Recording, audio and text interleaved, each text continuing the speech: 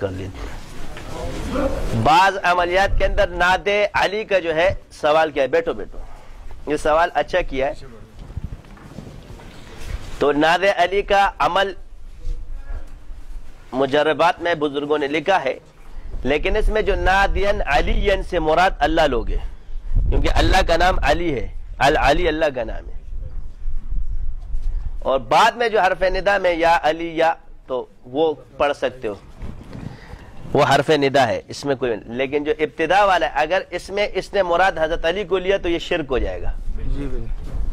اور ابتدا میں اگر علی سے مراد اللہ کو لیا، یعنی اللہ کا نام بھی علی ہے، تو پھر یہ صحیح ہے۔ جس نے حضرت علی کا نام لیا اور اس کو سب کچھ مانا تو یہاں سے تو یہ شرک میں چلا جائے گا۔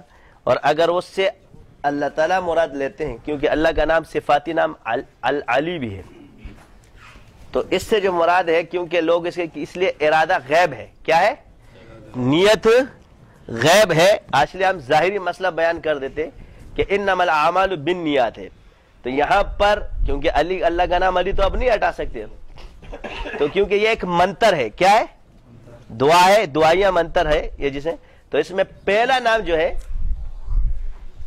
وہ نادین علین ہے، تو نادین علین میں اللہ مراد لو کہ اللہ سے مراد ہے۔ اور پھر بھی جب آیا اینڈ میں کیا تھا؟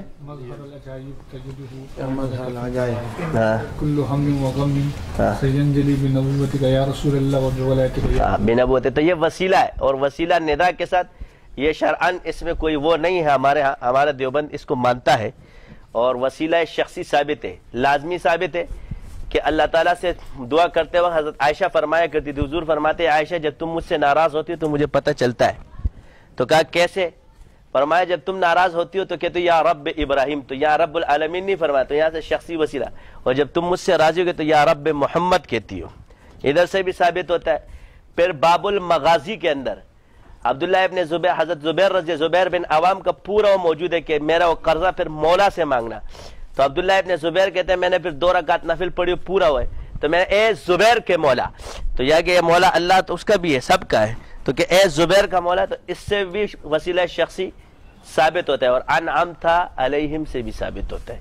لہذا یہ اللہ کا امر ہے، تو اس پر کسی کا اشکال نہیں ہو سکتا، ثابت شدہ چیز ہے۔ اس کو شرک کہنا یہ تو تمہیں صحابہ کو بھی مشرک کہہ دو گی۔ سبحانک اللہم و بحمدک۔